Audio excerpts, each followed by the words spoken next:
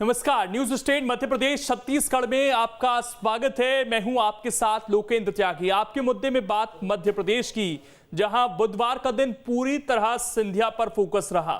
ग्वालियर चंबल में सिंधिया का mega show हुआ। केंद्रीय मंत्री बनने के बाद पहली बार बड़े पैमाने पर सिंधिया का स्वागत हुआ। ग्वालियर चंबल बेल्ट में पुष्प वर्षा के बीच रथ में सवार सिंधिया की तस्वीर के कई मायने भी निकाले जाने लगे हैं। आज चर्चा इसी मसले पर कि क्या ये सिंधिया का अभिनंदन है या फिर शक्ति प्रदर्शन। सवाल ये भी कि क्या ग्वालियर चंबल में सिंधिया ही अब नेता बीजेपी के सबसे बड़े बचे हैं। इसके अलावा सवाल ये कि सिंधिया के आगे बाकी नेता क्या फीके पड़ रहे हैं। इन्हीं तमाम सवालों पर करेंगे चर्चा, लेकिन उससे पहले आज की रिपोर्ट आप देखिए। बुधवार को ग्वालियर चंबल में सिंधिया का मेगा शो देखने को मिला। केंद्रीय मंत्री बनने के बाद सिंधिया का ये पहला बड़ा दौरा था। सिंधिया के दौरे पर कहीं पुष्प वर्षा तो कहीं समर्थकों का हुजूम देखने को मिला। कुछ लोग इसे सिंधिया का शक्ति प्रदर्शन कह रहे हैं तो कुछ एमपी की भावी सियासत से इसे जोड़कर देख रहे हैं। बहरहाल सिंधिया के बढ़ते कद और ग्वालियर चंबल में उनकी सर्वमान्यता का अंदाजा इसी बात से लगाया जा सकता है कि जब सिंधिया मुरैना पहुंचे तो खुद केंद्रीय मंत्री नरेंद्र सिंह तोमर उनकी अगवानी के लिए पहुंचे थे। हालांकि सिंधिया भी इस मौके पर सबकी प्रशंसा और सबको साथ लेकर चलने के वादे से नहीं चुके। एक ही मकसद, एक ही लक्ष्य है और वो है क्षेत्र का और मध्य प्रदेश का विकास। प्रधानमंत्री नरेंद्र सिंह जी के नेतृत्व में, शिवराज सिंह जी के नेतृत्व में और हम सब एक ही माले में पिरोकर आगे क्षेत्र का विकास हम लोग करेंगे। उधर कभी कांग्रेस की आंखों के तारे रही सिंधिया अब कांग्रेस को फूटी आंख नहीं सुहाते। यही वजह है कि सिंधिया के इस मेगा शो पर कांग्रेस भी तंज कसने का मौका नहीं छोड़ रही है। जनता तब बोलती, मानती आपकी बात कि आप खुद लोकसभा का चुनाव जीत के आज एक अन्य से कार्यकर्ता ने हराया कि नहीं हराया। तो अब दरकिनार खुद ही होना चाहते हैं, उनको डूबने का डर था। बहरहाल रथ में सवार सिंधिया की ये तस्वीरें क्या वाकई में भविष्य की ओर संकेत कर रही है? क्या वाकई में बीजेपी में सिंधिया का प्रभाव लगातार बढ़ रहा है? तो इसका जवाब है कि मध्य प्रदेश में शिवराज सबसे लोकप्रिय नेता है। शिवराज की पहुंच सीधे आम जनता तक है। शिवराज के बाद सिंधिया भी मास लीडर माने जाते हैं। सिंधिया का ग्वालियर चंबल में अच्छा खासा प्रभाव है। ग्वालियर चंबल में विधानसभा की 34 सीटें पड़ती हैं। मालवा में भी ऐतिहासिक रूप से सिंधिया घराने का प्रभाव रहा है। मालवा निमाड़ में विधानसभा की 66 सीटें आती हैं। मतलब एमपी की 100 सीटों पर सिंधिया का सीधा प्रभाव है। 36 सीटों वाले मध्यांचल में भी सिंधिया संपर्क बढ़ा रहे हैं। 26 सीटों वाला बुंदेलखंड भी ग्वालियर चंबल के पास ही है। इस तरह एमपी की 200 में से 160 से ज्यादा सीटों पर सिंधिया सक्रिय हैं, या फिर कहें उनकी पहुंच है। तो सिंधिया के बढ़ते कद को लेकर अब कोई संशय की स्थिति नहीं दिख रही है। यही वजह है कि बीजेपी के पुराने स्थापित नेता और खासकर ग्वालियर चंबल से आने वाले नेताओं की जमात अब मौन है। हालांकि सिंधिया के मौजूदा शो की बात करें तो कई सवाल भी उठते हैं। मसलन सिंधिया का अभिनंदन या शक्ति प्रदर्शन। ग्वालियर चंबल में सिंधिया ही अब नेता है। सिंधिया के आगे बाकी नेता फीके पड़ गए। ग्वालियर में सम्मान, प्रदेश में बढ़ेगी शान। सिंधिया का रोड शो कोरोना का नहीं होश। Team news state.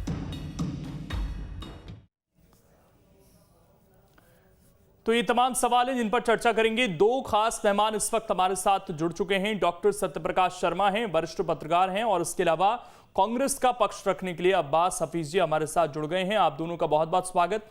कुछ देर में कोशिश है कि विकास बोंद्रिया जी भी जल्दी हमें ज्वाइन करें तो बीजेपी का पक्ष उनसे जानेंगे। लेकिन सत्यप्रकाश शर्मा जी, पहले जनदर्शन यात्रा होती है, उसमें जन सैलाब, अब कोई ऐसा मौका भी नहीं था, फिर भी इस तरीके का स्वागत, पूरे ग्वालियर को सजा दिया गया, पटा दिया गया होर्डिंग से, सड़कें रातों रात बना दी गई।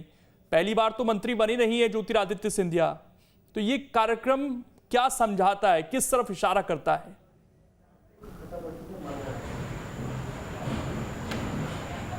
जी जी जी लोकेंद्र जी, ज्योतिरादित्य सिंधिया मार्च 2020 में कांग्रेस से क्विट करके भाजपा में गए।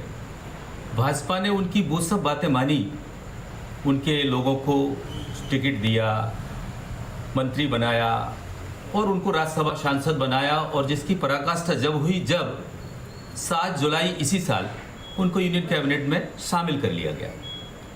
तो आपको एक चीज बताएं, इसके बाद उनका एक पॉलिटिकल बड़ा एलिवेशन हुआ देश की राजनीति में। लेकिन आपको एक चीज पता होगा कि 2019 में सिंधिया राज परिवार का जो गढ़ माना जाता था, वहां से ज्योतिरादित्य सिंधिया 2019 में एक बड़े मार्जिन से चुनाव हार गए। ये उनके दिल की एक कसक है, भले ही देश की राजनीति में या नई पार्टी में उनका एलिवेशन हो रहा हो, बहुत ऊंचे जा रहा हो, लेकिन अगर वो मोर घर में नहीं नाचा, जंगल में नाच रहा है, तो उसका मतलब क्या है? यानी कि ये मोर जो आज दिख रहा है यहाँ जंगल की जगह घर में मोर नाच रहा है, एक उनके अंदर कसक है 2019 की। वो कसक केवल आपको एक चीज ध्यान मुझे आ रही है, एक बात और बताऊं, 1984 में इनकी बुआ Vasundhara Raje, farmer CM of Rajasthan, भी भिंड दतिया लोकसभा सीट से चुनाव लड़ी थी, लेकिन उस समय उनको हारना पड़ा था। लेकिन वो उस समय क्या था कि भाजपा एक नई शिशु अवस्था में थी, 80 में जन्म हुआ और 84 का वो चुनाव था, उस समय भाजपा इतना नहीं थी। लेकिन ज्योतिरादित्य सिंधिया तो एक देश की बड़ी या देश की सबसे पुरानी पॉलिटिकल पार्टी से चुनाव लड़े थे, अपने बेसिन से लड़े थे, अपने परिवार के बेसिन से लड़े थे, फिर भी हार गए। तो ये पूरा का पूरा फोकस कहीं ना कहीं जो जनता यानी जो वोटर्स उनका उनसे दूर हुआ है, उसको आकर्षित करने का एक बड़ा माध्यम है। एक दूसरी चीज मैं आपको बताना चाहता हूं कि इनको जो मिनिस्ट्री मिली है वो भी मिनिस्ट्री सिविल एविएशन है। वो मिनिस्ट्री एक ऐसी नहीं है जिससे मास पॉपुलेशन को कुछ फायदा देकर या उसको अट्रैक्ट किया जा सकता हो।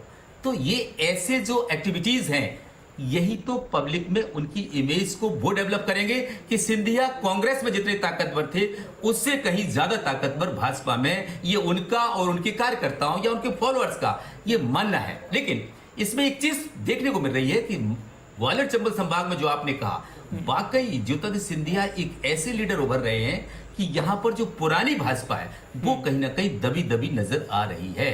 अगर हम यहां पर केवल नरेंद्र सिंह तोमर को छोड़ दें तो ज्यादातर लोग उतने एक्टिव मुझे नहीं दिखाई दे रहे हैं जितने कि सिंधिया के साथ कांग्रेस से पलायन करके भाजपा में आए हुए लोग एक्टिव दिख रहे हैं इस कार्यक्रम में, 3 दिन के सिंधिया के टूर्स में। लेकिन एक बड़ा सवाल खड़ा होता है कि नरेंद्र सिंह तोमर जो 1984 यानी 80 के दशक से ही यानी भाजपा के जन्म से ही भाजपा के कद्दावर नेता हैं, और मेरे ख्याल से देश की राजनीति में भाजपा में वो टॉप 5 लीडर्स में आते हैं, और उनका भी ओरिजिन ग्वालियर से है जहां से भाजपा का ओरिजिन भी माना जाता है। तो यहां से वो उनका स्वागत करना सिंधिया का अपनी कॉन्स्टिट्यूएंसी में एक बड़ा मैसेज देता है। ये मैसेज ये देता है कि नरेंद्र सिंह तोमर बहुत धीर और गंभीर और संगठन के माहिर नेता माने जाते हैं, वो आकर उनका स्वागत करते हैं। इसके मायने आपको मैं बताऊं आगामी समय में आपको देखने को मिलेंगे। आज तो लोगों को यह दिख रहा है कि नरेंद्र सिंह तोमर इतने कद्दावर नेता ज्योतिरादित्य सिंधिया का स्वागत करने पहुंचे हैं, क्योंकि भाजपा में अगर देखा जाए या कांग्रेस में देखा जाए 2002 से ज्योतिरादित्य सिंधिया ने अपनी राजनीतिक शुरुआत की और गुना से अपने फादर की मदरराव महाराज की कॉन्स्टिट्यूंसी से उन्होंने चुनाव लड़ा था। लेकिन इसके बाद 18 साल की उनकी राजनीति 2020 में वो भाजपा में आए, कांग्रेस में रही। लेकिन नरेंद्र सिंह तोमर तो एक बड़ा एक्सपीरियंस लीडर है मध्य प्रदेश में, यानी कि उनको अगर कहा जाए तो वो शिवराज सिंह के समकक्ष लीडर माने जाते हैं, और उनका स्वागत करना अपनी कॉन्स्टिट्यूंसी में एक बड़ा सवाल पैदा करता है। और ये संगठन के लिए क्या मैसेज देगा, ये राजनीतिक विश्लेषकों को जानने का बड़ा मौका दे रही है। लेकिन मैं आपको फिर कहूं कि यहां पर जो ओरिजिनल भाजपा है, जो भाजपा ग्वालियर चंबल संभाग की मूल भाजपा मानी जाती है, कहीं ना कहीं उस भाजपा का जो कभी सिंधिया के खिलाफ बोलती उतना नहीं दिखता जितना कि अगर कोई उनका वो बनता भी नहीं है ना सर, कि इसी सिंधिया को कभी खूब सुनाया जाता था और अब कैसे वो सामने आए, तो वो तुकबंदी दिखाई भी नहीं पड़ती है। ठीक है, कोशिश। लोकेन जी एक छोटी सी बात और लोकेन जी एक छोटी सी बात रह गई है, लोकेन जी एक छोटी सी बात रह गई, अगर आपकी इजाजत हो। जल्दी से सर, जल्दी से। देखिए, हम सबने सेकेंड वेव से हम सबने कोविड की सेकेंड वेव को देखा है और इसमें कितने लोगों को खोया है। उसके कारण क्या थे? यही सब तो कारण थे जो आज ग्वालियर चंबल संभाग में देखने को मिल रहे हैं। जैसा कि आपको पता हो कि जो बाई इलेक्शंस हुए थे या उसमें जो लोगों को बीजेपी में आए थे, तब यहाँ जो भीड़ हुई थी उसके कारण ऐसे ही हालात बने थे। तो खुद क्योंकि क्या है, पॉजिटिव हो जो चुके हैं, बड़े लोग होते हैं राजनेता या फिर भी नजरअंदाज चीजों को किया जा रहा है। लेकिन सर उनको ऐसे जी जी जी ठीक, मैं लौटता हूं सर आपके पास। विकास मुंद्रिया जी भी हमारे साथ जुड़ गए हैं। तो विकास जी, ऐसा क्या आज बड़ा दिन था कि इतनी ज्यादा भीड़ सड़कों पर दिखाई दी? क्या पहली बार सिंधिया मंत्री बने हैं क्या, या पहली बार वो मध्य प्रदेश आए मंत्री बनने के बाद? ये कोविड के टाइम पर जब राजनीतिक कार्यक्रमों की पूरी तरीके से छूट नहीं है, बिल्कुल मनाही है, उसके बावजूद सड़कों पर इतनी भीड़, पुलिस वाले खुद मास्क पहने नहीं दिख रहे। किसी की जिम्मेदारी तय होगी यहाँ पर या नहीं, या केवल बीजेपी अब के ये चाहते नेता कि हम अपना शक्ति प्रदर्शन करते रहें, जब आएंगे हमारा भव्य स्वागत होना चाहिए? देखिए, मुझे लगता है कि इसमें आपने जो प्रश्न पूछा है, दो तीन अलग अलग कौन है। एक तो कौन है राजनीतिक कौन है, जिसमें भारतीय जनता पार्टी का वहां पे संगठन सिंधिया जी का स्वागत कर रहा है, और स्वयं हमारे केंद्रीय मंत्री नरेंद्र सिंह तोमर जी अपनी कॉन्स्टिट्यूएंसी मुरैना में उनका स्वागत करते हैं। ये एक राजनीतिक समरसता, सद्भाव, सहयोग कैसे भारतीय जनता पार्टी का एक कार्यकर्ता कायम करता है, उसका उदाहरण है। सिंधिया जी मुरैना दौरा कर रहे हैं, मंत्री बनने के बाद प्रथम दौरा है अगर, तो आप स्वाभाविक रूप से समझ सकते हैं कि सिंधिया जी को चाहने वाले कार्यकर्ता हो, जनता हो, वो उनके स्वागत के लिए उमड़ी है। ये जनता का कौन है। अब एक प्रशासनिक कौन की आपने बात की कि क्या ऐसी भीड़ का इकट्ठा होना ठीक है। देखिए, दिल्ली हो, भोपाल हो, शायद यहाँ पे हम कोरोना के प्रति ज्यादा अलग गाइडलाइंस के साथ में चल रहे हैं बनिस्बत की मुरैना के मामले में हो। जो भी है, प्रशासन वहाँ पे अपना काम कर रहा है, और कहीं मैं बड़ी स्पष्टता से कह रहा हूँ, अगर कहीं कोई गाइडलाइन का उल्लंघन होगा वो तो तस्वीरें आप देख सकते हैं, तस्वीरें दिख रही हैं। सिंधिया के मुंह पे मास्क जरूर दिख सकता है, लेकिन जो उनके नीचे कार्यकर्ता हैं वो फिर किसी को प्रमाण देने की जरूरत नहीं है। पुलिस वाले खुद मास्क में नहीं दिख रहे हैं सर, जो सिक्योरिटी उनके आगे चल रही है। देखिए, ये प्रशासन अपना इस मामले में प्रशासन अपना काम करेगा और सब कुछ दुरुस्ती रहेगा। भगवान ना करे कि कोई संकट खड़ा हो, लेकिन अब जैसा मुख्यमंत्री जी ने भी परसों कहा कमिश्नर कलेक्टर कॉन्फ्रेंस में कि अब जब धीरे धीरे चीजें सामान्य हो रही हैं, हमारे मन से वो कोरोना की तीसरी लहर का भी हम देख रहे हैं कि भय निकल रहा है, तो चीजें हम धीरे धीरे सामान्य भी कर रहे हैं।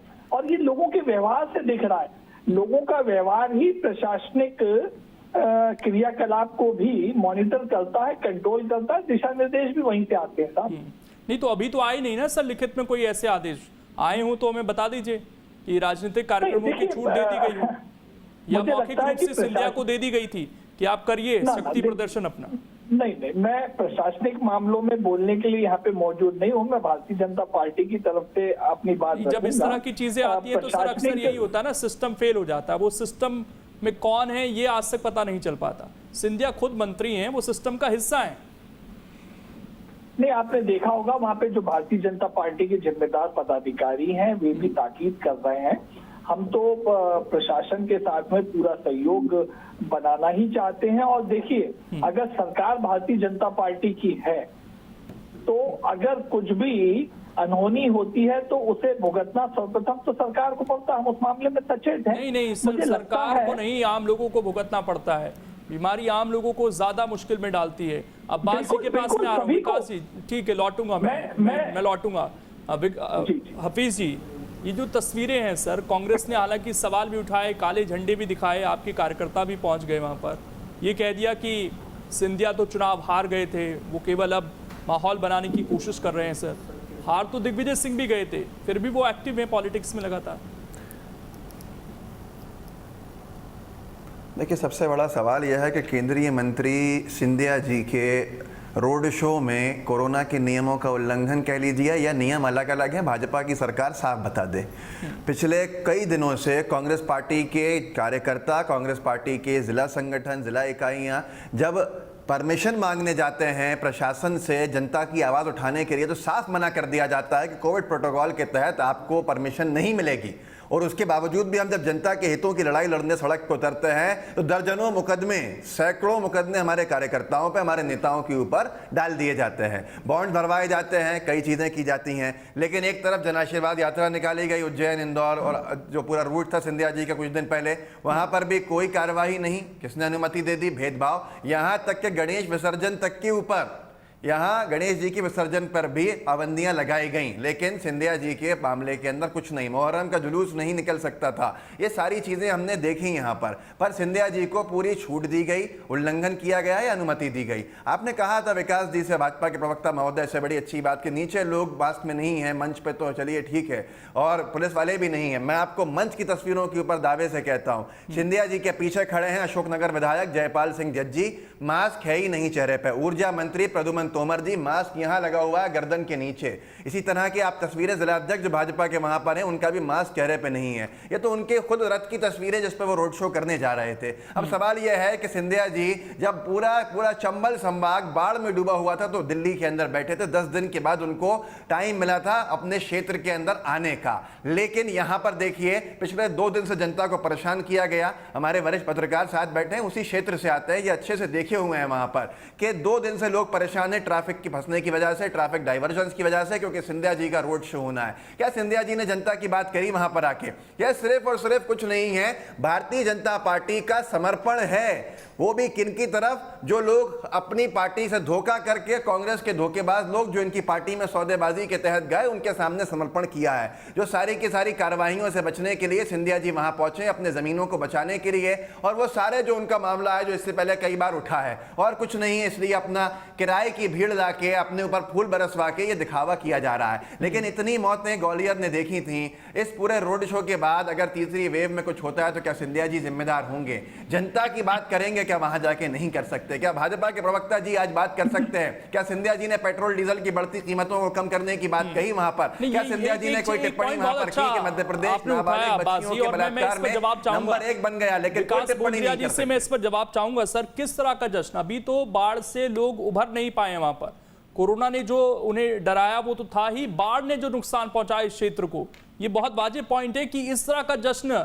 वो भी जब लोग इतना डेंगू में वहां पर एक अस्पताल के एक बिस्तर के ऊपर 3-3 बच्चे एडमिट हैं, भर्ती हैं। क्या करेंगे उस क्षेत्र के अंदर जाके? आप क्या मुंह दिखाएंगे अपनी जनता को वहां पर? भी नहीं दिखी, एक बात भी करिए, उन्होंने एक टिप्पणी भी की, बताइए। विकास जी बोलिए। नहीं, मैं बताता हूं। बिल्कुल, देखिए, 2 विषयों को जोड़ने का कोई अवसर नहीं बनता है।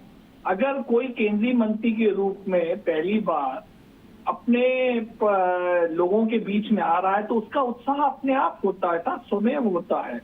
अब आप क्या परेशानी हम झेले हैं पिछले 6 महीने पहले, आने वाले 6 महीने के लिए हमें क्या तैयारियां करना है, देखिए ना। और ना वायरल बुखार और डेंगू को 6 महीने नहीं आए हैं, मंत्री बनने के बाद पहली बार नहीं आए हैं। पहुंची है जी ना, बाढ़ को 6 महीने हुए हैं, ना डेंगू बुखार को 6 महीने हुए हैं, ये चीजें अभी की हैं। और जो कोरोना की सेकंड वेव है सर, वो भी मई तक एक्टिव थी, बहुत ज्यादा दूर जाने की जरूरत नहीं है। 20 दिन पहले ग्वालियर के सरकारी अस्पताल में एक बिस्तर पर 3-3 बच्चे भर्ती थे। आज भी हालात भयावह हैं। ऐसी जगह के ऊपर आप जाते हैं, जश्न मनाते हैं, किस चीज का जश्न मना रहे हैं आप? जनता आपसे सवाल पूछेगी, उसका जवाब आपके पास नहीं होंगे, आप सिर्फ घुमा फिरा सकते हैं। ना जवाब। अरे ग्वालियर की सड़कों के मरम्मत नहीं हो रही थी, जनता परेशान थी, सिंधिया जी आ गए, 1 साल के बाद गड्ढे भरने का काम हो गया वहां पर। सरकारी तंत्र का दुरुपयोग कर रहे हैं आप लोग वहां पर। मुझे लगता है कि अब आप फिर अपने जले पे स्वयं नमक छिड़ा कराएं। अगर सिंधिया जी एक वक्त कांग्रेस में थे, आपके पास जवाब नहीं है, जनता का सामना भी नहीं कर पाएंगे, हमारा सामना तो यहाँ नहीं कर पा रहा है। आपके पास एक जवाब नहीं है कि किस लिए जश्न मनाया गया। इस कोविड की तीसरी लहर को लाने के लिए जश्न मनाया गया है क्या, या दूसरी लहर की तबाही से जश्न मनाया गया है? डेंगू के अंदर बच्चे परेशान रहेंगे तो ग्वालियर में जश्न मनाने जा रहे हैं, वहां पर जवाब दीजिए ना। मुद्दे की बात तो रखें कम से कम अपनी, 1 मिनट बात सुनिए। ये मुद्दे पर जवाब नहीं दे रहे साहब। आप खुद कह रहे हैं कि वहां पे जनता उमड़ पड़ रही है, कोरोना प्रोटोकॉल टूटने को है, और आप खुद कह रहे हैं कि आप जनता का सामना नहीं कर पाएंगे, जनता के बीच नहीं पहुंच पाएंगे। विरोधाभासी बात हो गई ना। देखिए, ये मैंने नहीं कहा, मेरे शब्द थे किराए की भीड़ लाके लोगों को पैसा देके अपने जश्न के अंदर बुला के, ये मेरे शब्द थे। ये मेरे शब्द थे, मेरे शब्दों को आप तोड़िए मरोड़िए मत। जनता अच्छे से जानती है आपको। ऐसा कह रहे हैं तो वहां पे पहुंचे हुए जो जनमानस है उसका आप अपमान कर रहे हैं कि पैसा देके वो आए हैं या पैसा लेके वो आए हैं। अरे 500-600 लोगों की भीड़ भी अगर कहीं इकट्ठा होती है तो कोरोना विस्फोट के लिए वो तैयार बैठी होती है। ये किराए के भाड़े की भीड़ को लाकर आप वहां पर कोरोना बम फोड़ना चाहते हैं क्या? और जनता के मुद्दों की बात कीजिए ना। आप क्यों नहीं कर रहे? आप क्यों पीछे हट रहे हैं? मेरे सवाल सिर्फ इतने हैं कि वहां पर लोगों को परेशान किया गया और कांग्रेस के कार्यकर्ताओं को अनुमति क्यों नहीं देते? बस इतनी सी बात है। जनता के मुद्दे में उठाना चाहते हैं, हमें तो अनुमति नहीं मिलती है और हम पालन करते हैं कोविड प्रोटोकॉल का। आप क्यों नहीं करते? क्या आप पे 7 खून माफ है? कल ग्वालियर चंबल संभाग के अंदर अगर मौतें होंगी कोविड को लेकर तो क्या आप जिम्मेदारी लेंगे? क्या आप उनके घरों पे जाएंगे? आप तो ऑक्सीजन देने तक में हाथ खड़े कर देते थे। आज 3-3 बच्चे भर्ती हैं। कहां पर? ग्वालियर के सबसे बड़े सरकारी अस्पताल के अंदर। अखबारों ने छापा, उसके ऊपर कोई टिप्पणी नहीं करेंगे आप। सड़कों के अंदर गड्ढे गड्ढे हैं पूरे ग्वालियर के अंदर। उसके ऊपर आज सिंधिया जी के आगमन पर आपका सरकारी तंत्र लगता है गड्ढों को भरने के लिए और आप हंस रहे हैं इस सारी बातों के ऊपर। बोंद्रिया जी शर्म आनी चाहिए आप लोगों को। आपके अंदर इंसानियत बची है आपकी पार्टी में या नहीं बची है? मुझे हैरत होती है इस बात को लेकर। जो 1.5 साल पुराना हो रहा है उसके ऊपर एक केंद्रीय मंत्री की जिद की वजह से, जिसने आपकी सरकार सौदे से बनवा दी, उसकी जिद की वजह से आप पूरे मध्य प्रदेश की जान को जोखिम में डालते हैं। ये आपके अंदर, ये आपका सेंसिटिव होना है, ये आपकी सेंसिटिविटी है। जवाब देते नहीं है। सत्यप्रकाश शर्मा जी देखिए, रुकिए तो मैं कुछ सत्यप्रकाश जी वहीं के हैं। एक मिनट रुकिए सर, ठीक है मैं आ रहा हूं, आप दोनों के पास आ रहा हूं। सत्यप्रकाश शर्मा जी देखिए, एक तो उपचुनाव है, उपचुनाव भी क्यों है? क्योंकि कोविड की वजह से हमने अपने 4 जनप्रतिनिधियों को खो दिया। दूसरा ये कि केवल स्वागत करने के लिए इस तरह का कार्यक्रम, जहां कुछ समय पहले बाढ़ का प्रकोप था, उससे पहले कोविड का प्रकोप था, अब मौसमी बीमारी डेंगू और जो वायरल बुखार है उसका प्रकोप है, उस दौरान ये कार्यक्रम होना, जो सेंसिटिविटी की उम्मीद हम करते हैं, क्या वो उसका लिहाज रखा जाना चाहिए था कम से कम? जी लोकेन जी, इस हिंदुस्तान क्या दुनिया में ऐसा कौन सा पढ़ा लिखा या जो हेल्थ इश्यूज को समझता हो वो व्यक्ति ये कह सकता है कि थर्ड वेव नहीं आएगी? थर्ड वेव आने की संभावना से कोई इनकार नहीं कर रहा है। सेकेंड वेव में आपने देखा हिंदुस्तान के क्या हालात थे और उसका कारण भी कहीं ना कहीं, जहां इलेक्शंस हुए, कुंभ हुआ या पंचायत पोल्स हुए या कुछ मध्य प्रदेश में बाई पोल्स हुए, ये कहीं ना कहीं भीड़ के बड़े कारण बने, जिसके कारण हमने थर्ड वेव को फेस किया। थर्ड वेव को वास्तव में किसने झेला? मैं आपको साफ साफ बताता हूं कि जो मध्यम वर्गीय है, जो गरीब है, उसने ऑक्सीजन के अभाव में जाने गई, रेमडेसिविर इंजेक्शन या और सारी दवाएं ना मिलने के कारण, हॉस्पिटल ना मिलने के कारण उनकी जाने गई। लेकिन जो मैं आपको बताऊं, जो बड़े लोग होते हैं, पॉलिटिशियंस हैं या ब्यूरोक्रेट्स हैं, इनको इस चीज को, अभिजात वर्ग को कभी ना तो ऑक्सीजन का पता लगता कि है या नहीं, उनको इस चीज की कमी महसूस ही नहीं होती। किसी भी ऐसे व्यक्ति की जान और किसी चीज की कमी के कारण नहीं गई है, तो इनको ये चीज नहीं लगती है कि आखिर अगर कोविड होगा भी तो उसके परिणाम क्या होंगे। मुझे तो ये लगता है ठीक है, सिंधिया जी का आना अच्छी बात है कि ग्वालियर चंबल संभाग में मेरे पास तीसरा कोई यूनियन कैबिनेट मिनिस्टर बना है अभी तक इतिहास में। समय नहीं है सर, शुक्रिया आप सभी का जुड़ने के लिए। लेकिन इस कार्यक्रम के राजनीतिक मायने भी हैं, लेकिन कोविड भी एक बड़ा कारण है जिस पर हमें देखना होगा कि कहीं मामले बढ़ने ना शुरू हो जाएं। मौसमी बीमारियों का भी प्रकोप है, तो एक जनप्रतिनिधि होने के नाते, मंत्री होने के नाते ये जिम्मेदारी समझी जानी चाहिए थी। छोटा सा ब्रेक, खबरें लगातार जारी हैं।